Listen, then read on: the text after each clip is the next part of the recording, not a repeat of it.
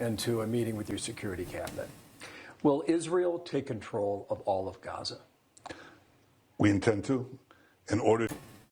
Wow, okay, that's like surprisingly straightforward.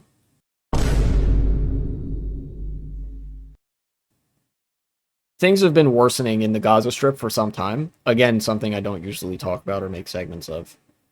I mean, I've talked about it on occasion. I recently made like a loose timeline of what's happening. And unfortunately, it seems like right now there's not much that can be done to prevent the final solution Israeli version from unfolding, where all of the remaining Gazans are killed or expelled from the land. Let's take a look at this this post. Netanyahu just declared plans to fully occupy all of Gaza 2 days after his finance minister quietly allocated 3 billion shekels for a Gaza security box. This was on August 7th, so this is over a week ago now, but speaks to the current stage of the genocide. You can see this is all like basically militarily occupied. The area is highlighted in red, and then the gray is where there nominally isn't a military presence.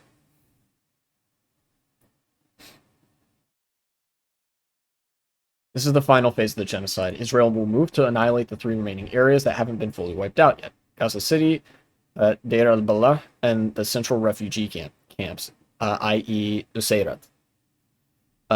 Those 3 areas have been heavily bombed, invaded by the IDF, shelled non-stop, but they have not been depopulated and fully razed to the ground, like Rafah, Khan Yunis, Jabalia, Beit Hanun, etc.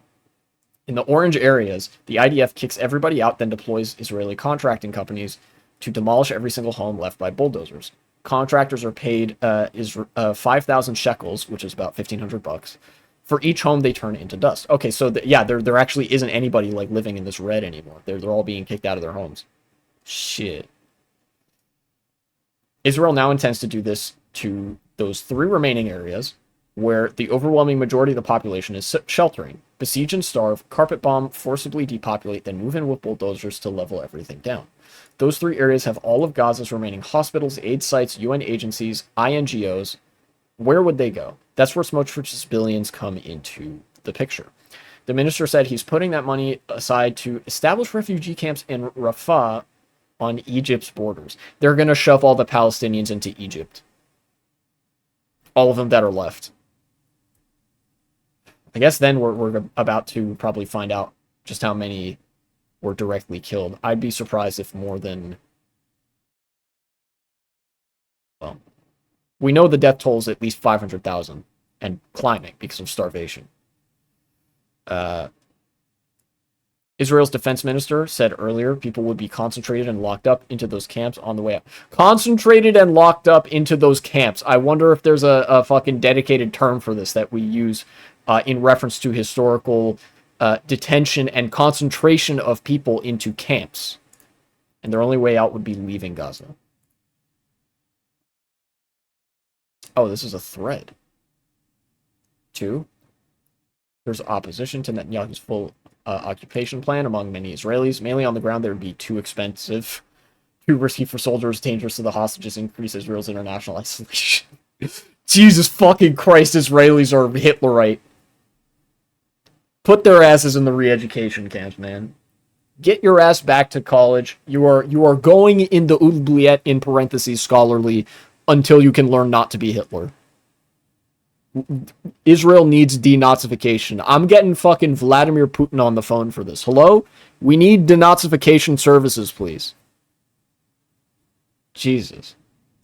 IDF Chief of Staff proposed to instead lay a complete siege on those 3 areas and prevent any food or water from going in. Map The Economist. Okay. There's a Fox News clip here. It's tiny, so we're basically just listening to audio. And to a meeting with your security cabinet. Will Israel take control of all of Gaza? We intend to, in order. Wow, okay, that's like surprisingly straightforward. Wow, look at the subheader. PM Netanyahu joins for an exclusive interview. Here we go. Where he just said we intend to. Netanyahu, we intend to take control of Gaza. We intend to, in order to assure our security, remove Hamas there, enable the population to be free of Gaza, and to pass it to To be free of Gaza. Jesus Christ. civilian governance. That is not Hamas and not anyone advocating the destruction of Israel. That's what we want to do. Again, when he says remove Hamas, what he's talking about is remove the Palestinians.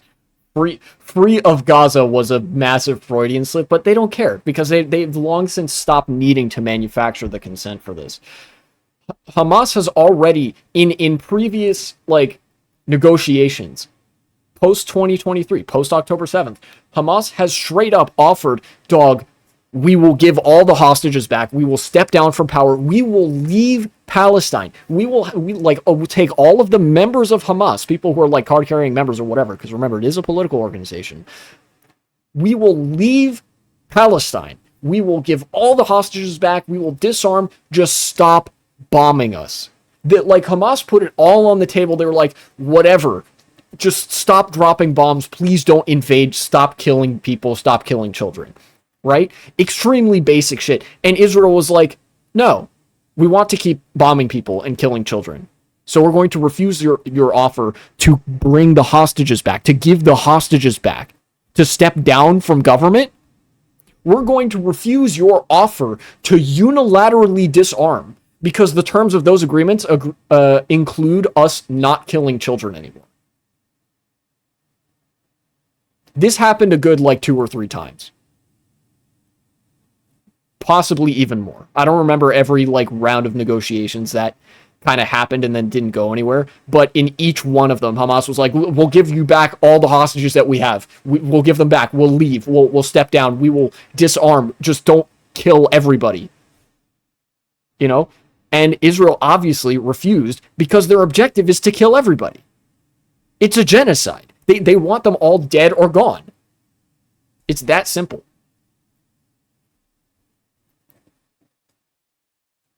Hamas oh wow, he actually mentions this. Hamas already agreed in December of 2023, a year and a half ago, almost 2 years ago, to step down from ruling Gaza and hand over the government to a Palestinian Authority technocratic government or an independent administrative committee. Israel rejected both proposals. So Netanyahu's claim that occupation will be temporary is a hoax. I would say lie, but yeah, sure, hoax, whatever, right? Israel already occupies Gaza, always has since 1967. What's different is Netanyahu now plans to fully depopulate and annihilate the very little that remains of Gaza, then mass expulsion. Sources? What is this? An Israeli news source. Okay. Translate to English, please.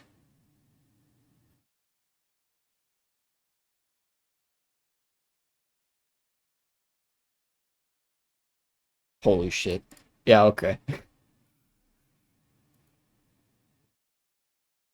Ironically, you can tell it's reliable because it's from the most Hitlerite Israeli media source that's criticizing the plan because it would involve giving money to something that happens in Gaza. It's you want to give money to the Gazans?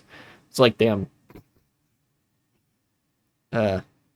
This transcends being a professional hater. If you're a professional hater, I feel you're in it for the love of the game. Being a hater. This even transcends that. This is you're not even a professional hater anymore. You're just a complete sicko. I have been a professional hater in my time because that shit is funny, but it requires you to have a bit. This isn't a bit. This is just we hate all of them and we want to kill them for real. You know? It disgusts me how lazy they can actually afford to be with the sort of news appearances and whatever. Netanyahu is barely bothering to put up a mask at this point to disguise any of his. I mean, he straight up said, yeah, we intend to control all of Gaza. In fucking Philadelphia ass accent. No hate to Philly. I love Philly, especially because they said, yeah, this fucker will be arrested if he ever sets foot in Philly again. Jeez. Yeah, I don't know. Well, I do know, actually. I fucking hate this. I feel terrible about it. I guess now we sort of have our answer as to how genocides happen and how people could let them happen. I feel like there was a myth sort of constructed after World War II that in the face of rapidly advancing telecom technology, in the face of rapidly industrializing society, in the face of liberal institutionalism, that there was still a mass killing, a mass like destruction project on an entire population of people, the Jews in Europe, was carried out, and nobody seemed willing to stop it until it was already like the damage was done. And in the wake of it, people asked to varying degrees of being genuine or disingenuous, how could we let this happen? Never again. We're watching it happen right now. Never again? No, actually, just wait fucking 80 years. It's that simple. Wait 80 years and invoke grievance politics from the last genocide to justify the current one. Hell, you can even live stream it. This has been a live stream genocide. You have no idea how many, like, pictures and videos and shit that I see from Gaza on my feed, and it fucking, like, I scroll past it because I know that, like, even if I donate to every single one, it, like, wouldn't be enough. I think I've donated to a couple of them, but it's like, fuck, man. We're seeing the evidence as it's happening. We're getting live streamed directly to our eyeballs as it's happening. An ethnic group being slaughtered at the hands of an industrialized Western state. And the states responsible for it still don't care. They're like, yeah, sure, fuck it, whatever, kill all of them. And nothing gets done about it. So I guess now we have our answer. Like, how could this happen? Like this.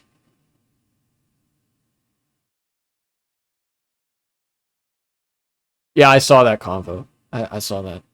Look, I feel like this can be used as an argument against the state as a concept, right?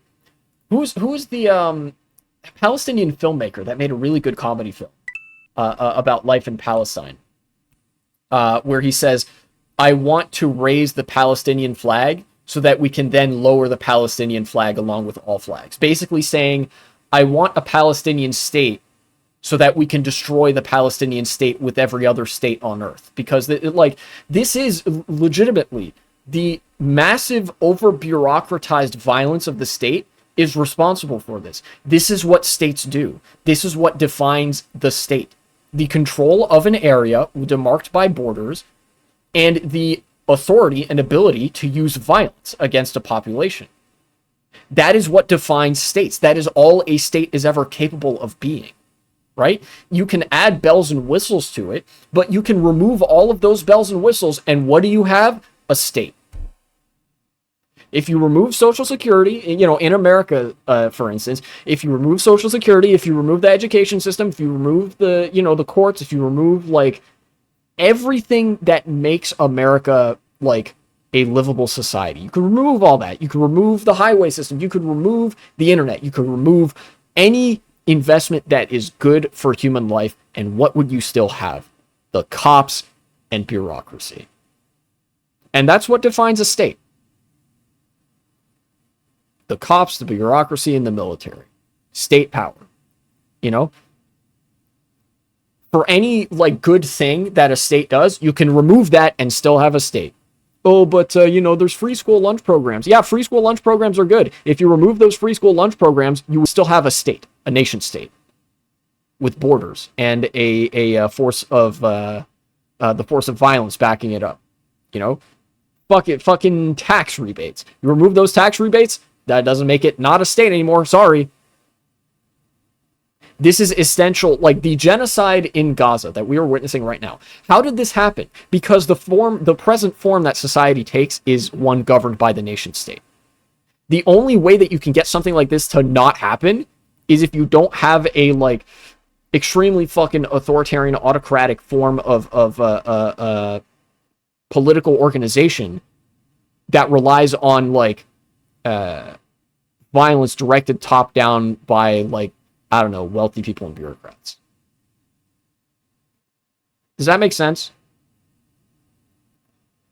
I do, like, I know this is kind of rosy, but I genuinely do feel like in a world that was composed of direct democracies, communities that were all like, uh, uh, uh, well, for lack of a better term, socialists, that didn't have a state, that didn't have these kinds of interests, the fucking military industrial complex. In a world where none of that exists, I genuinely don't think that you get genocides like this.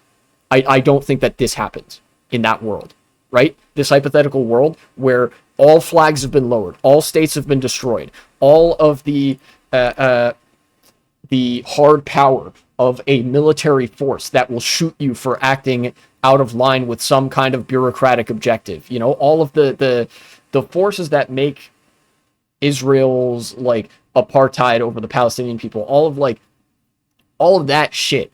You remove the state, I genuinely don't think that you have that.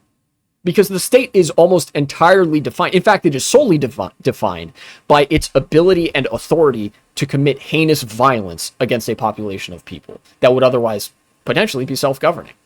You know, and we've seen throughout history it is possible for forms of the state to arise completely naturally through nothing but free association with other persons.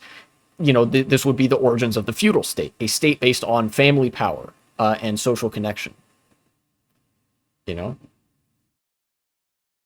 God, even that would be preferable to this, like a very basic family power kind of thing. Not that I would advocate for that, because feudalism fucking sucks too. Dipshit argues that Israel didn't want a genocide. I feel like, you know, for people who are still on that line, bro, just give it up. We know that, you know, you're lying, both to us and yourself. Nobody believes that. Nobody who says, oh, Israel doesn't want a genocide actually believes that. You know? They know that they're talking some shit.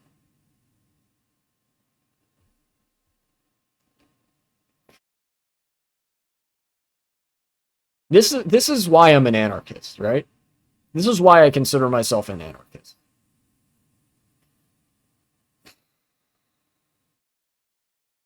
The state is not society. The state is a set of administrative bureaucratic organs over and above society that try to control it, and in some ways maybe try to support it so that, like, I don't know, some grand vision could be met. And if you don't abide by that grand vision, whatever it is, you receive the violence of the state. Violence that you probably would not receive otherwise, you know? And for all the good that states rather have brought to the world, none of those things are essential to the state, and every single one of them had to be fought over against a state. Everything good that we enjoy right now in the United States, from social security to education to food, like free school lunch programs, to like any public service, anything that is good that the government provides as a public service, free at the point of usage. They didn't want to do that for you. They didn't want anybody to enjoy that good thing because the state is only concerned with one thing: self-preservation by means of violence and control. And the subservience of the population to, ensure that. All of what we enjoy right now, all of the like limited public services that we have, that's crumbs. That's the crumbs that they were willing to concede to us for threat of, I don't know, mass action or something. Right? And when you get, I feel like a genocide is almost inevitable when you have an apartheid state that goes unchallenged for long enough. When the authority of the state is unchallenged for long enough, it will inevitably turn to fascism. It will inevitably start consuming itself. Mass death will inevitably occur, right? When you have a apparatus, such as the state, whose sole purpose is to exercise the power of violence, to send in the military to, I don't know, crack some skulls or shoot somebody.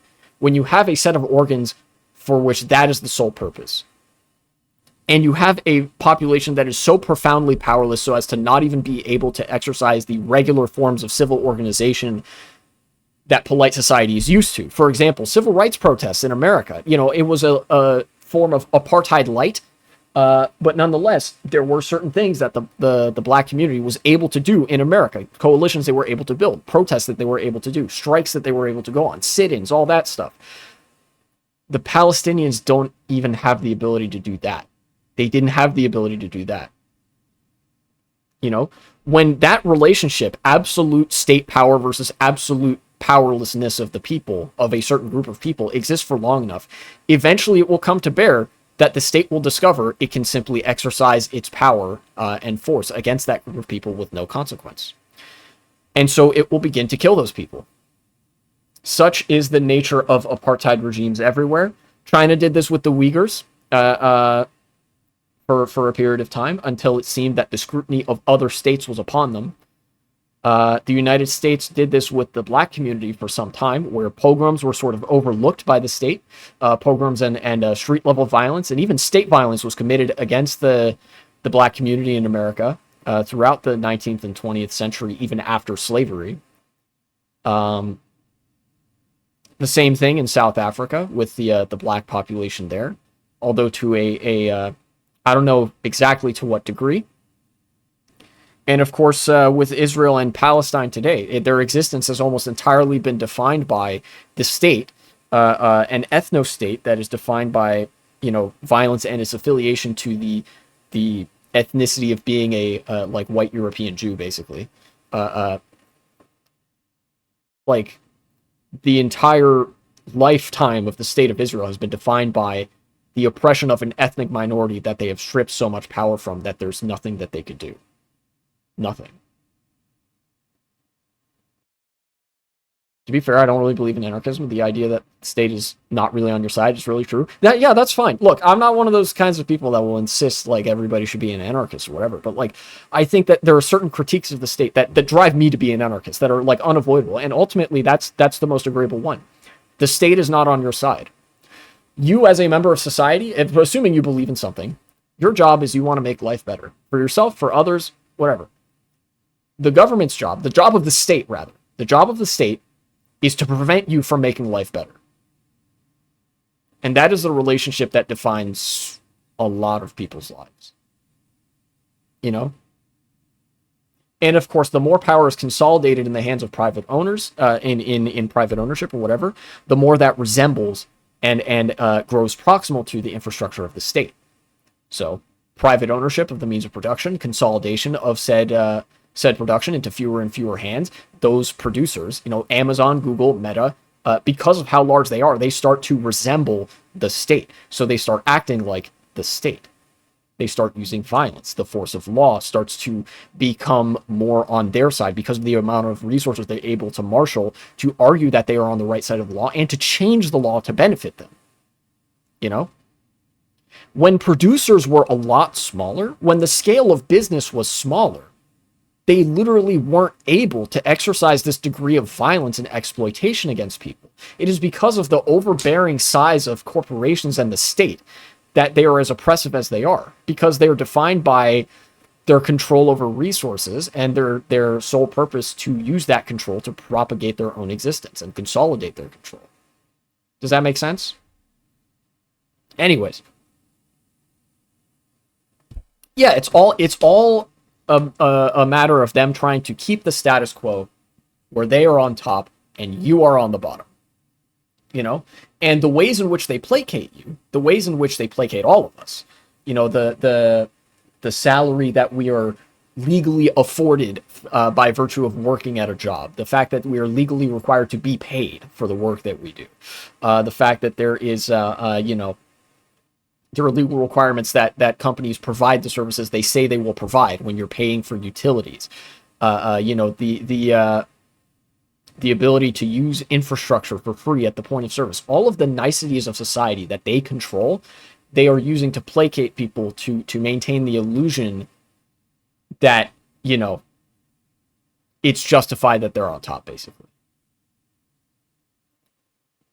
But that's even a moralistic framing. And I think I would defer to the framing that ultimately the relationship of absolute power versus absolute powerlessness between the state and a group of people always leads to genocide and pogroms and mass violence and mass death and mass suffering.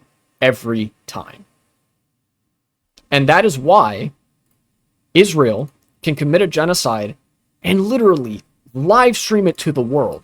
We all saw this. Everybody saw it coming before October 7th. Everybody saw it unfolding after October 7th. We saw it get worse by the day. We saw the death toll pile up. We saw the infrastructure of Gaza decay and be destroyed in real time.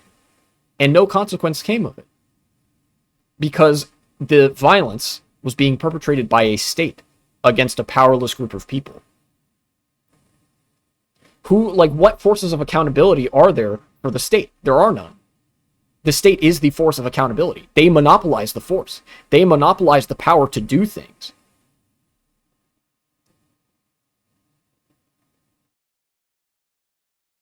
Or rather, the power to, not necessarily the power to do things, but, the power of violence. They monopolize violence. So the only thing that you could threaten them with is something that they have absolute control over.